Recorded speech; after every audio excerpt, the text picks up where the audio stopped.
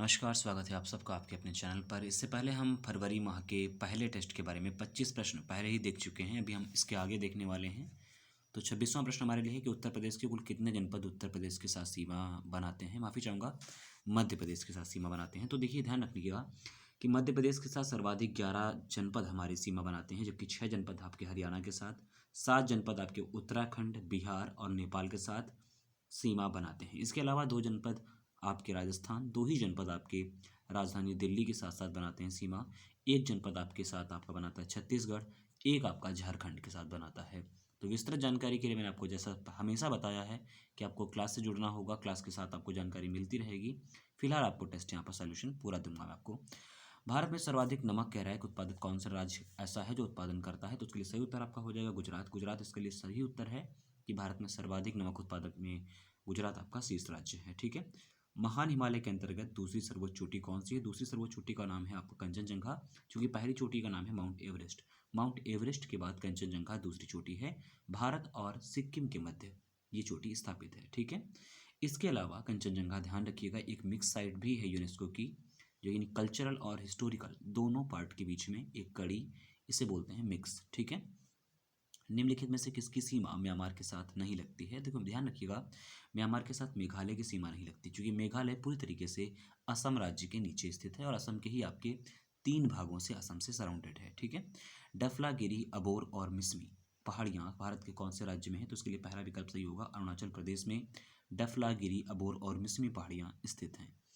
31वां प्रश्न है कि प्रसिद्ध बेंगलुरु शहर भारत के कौन से पठार पर स्थित है। तो इसका सही विकल्प हो जाएगा ऑप्शन ए, दक्कन के पठार के ऊपर बेंगलुरु शहर स्थित है। चूंकि कर्नाटक की राजधानी भी बेंगलुरु है, तो ध्यान रखिएगा आप। ठीक है।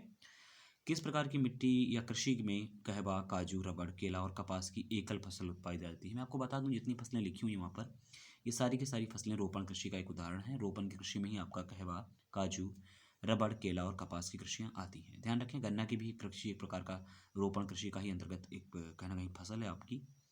कह रहे भारत का पहला लौह इस्पात संयंत्र कारखाना वर्ष 1907 में जब खोला गया, वो कहाँ खोला गया था। उसके लिए सही उत्तर हो जाएगा आपका जमशेदपुर में। 1907 में भारत का पहला लौह इस्पात संयंत्र कारखाना खोला गया।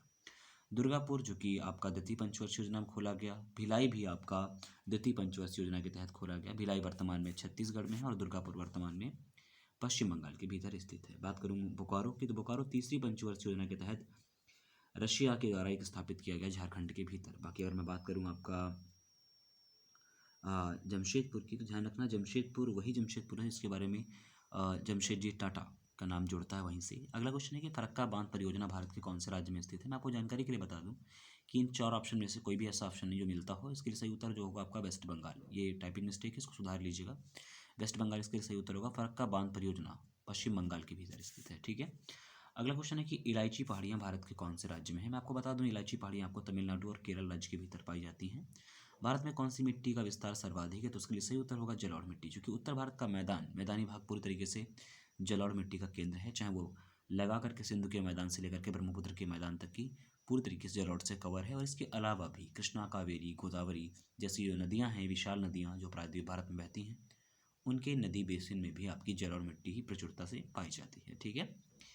निम्नलिखित में से जनजातियों के संदर्भ में कौन सा कथन सत्य है, कह रहा है कि, तो इसका ध्यान रखिएगा ऑप्शन डी, मसाई जो आपकी है वो पूर्वी अफ्रीका की बिल्कुल सही है। बाकी जो बुशमैन है वो कालाहारी मरुस्थल की है। बद्दू जो है वो अरब मरुस्थल में पाई जाती है और पिग्मी कांगो बेसिन का एक अंग है, ध्यान रखिएगा। निम्नलिखित में से कौन सी एक ठंडी जलधारा का उदाहरण नहीं है। मैं आपको बता दूं, बेंगुला ठंडी जलधारा है। फॉकलैंड कनारी ये भी ठंडी है। इसके अलावा गल्फ स्ट्रीम जो कि गर्म जलधारा है। गल्फ स्ट्रीम के अलावा ध्यान रखना, अलास्का, काउंटर, एल नीनो, सुशीमा और क्यूरिशियो भी आपकी गर्म जलधारा का ही एक उदाहरण है। भारत में नए राज्यों के निर्माण संबंधी जो विधेयक है, जो अधिनियम है, वो कहाँ पेश करना अनिवार्य होता है। तो इसके लिए आपको सही उत्तर हो जाएगा संसद। संसद जो कि आर्टिकल 79 का विषय है, अनुच्छेद 79 में ही आपकी संसद की रूपरेखा के बारे में डिस्कस किया गया है। भारतीय संविधान के किस अनुच्छेद के तहत लोकसभा में एससी और एसटी समुदाय के लिए आरक्षण की विशेषता बात करी गई है। तो आर्टिकल 330 यानी कि आर्टिकल 330 के तहत यह व्यवस्था की गई है। संविधान के अनुसार किस न्यायालय को अभिलेख न्यायालय माना जाता है। मैं आपको बता दूं, सर्वोच्च व उच्च न्यायालय, यहाँ उच्चतम न्यायालय लिखा है, इसको सही कर लीजिएगा। सर्वोच्च व उच्च न्यायालय दोनों को कोर्ट ऑफ रिकॉर्ड्स के नाम से जाना जाता है। मैं आपको बता दूं, सर्वोच्च न्यायालय आर्टिकल 129 के तहत माना जाता है कोर्ट ऑफ रिकॉर्ड्स, एंड दूसरी चीज अनुच्छेद 215 के तहत अभिलेख न्यायालय माना जाता है आपका उच्च न्यायालय। दोनों अलग अलग बातें हैं, ध्यान रखिएगा।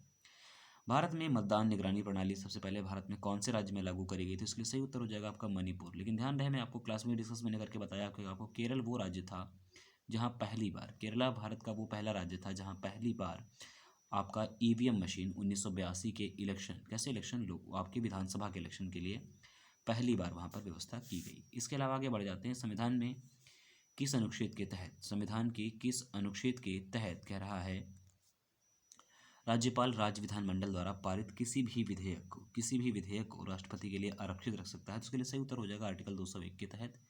इसके अतिरिक्त वार्षिक लेखा जोखा अर्थात बजट, बजट जैसा कोई शब्द नहीं है, मैं आपको बता दूं, संविधान में केवल लिखा हुआ है भारतीय लेखा जोखा।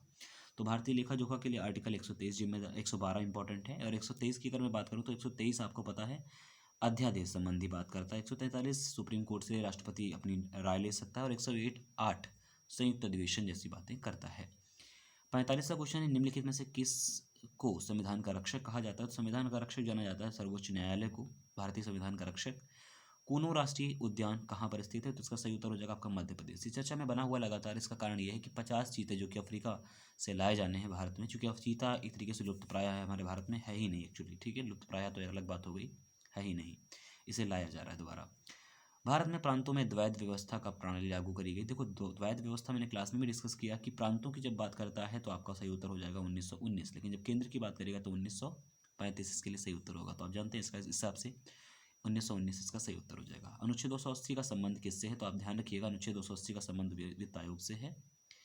राष्ट्रीय राजमार्ग संख्या 3 किसे जोड़ता है? तो आगरा और मुंबई को जोड़ने का काम करता है। किस पंचवर्षीय योजना का ड्राफ्ट डीपी धर के द्वारा शुरू किया गया था? तो पांचवी पंचवर्षीय योजना, जिसका मेन मोटो यही था कि गरीबी हटाओ जैसे व्यवस्थाएं सामने आई गई थी। तो बहरहाल 25 क्वेश्चन का भी मैंने आपको सेट दे दिया है।